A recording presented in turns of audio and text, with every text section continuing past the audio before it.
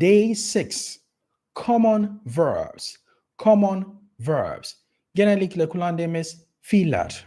To be. To be. Olmak. To have. To have. Sahip olmak. To have.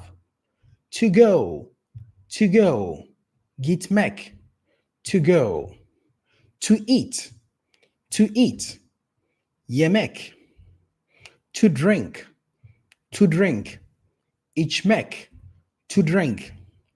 To see. To see. Görmek. To like. To like. Sevmek veya beğenmek. To want. To want. İstemek. To want. To do. To do. Yapmak. To do.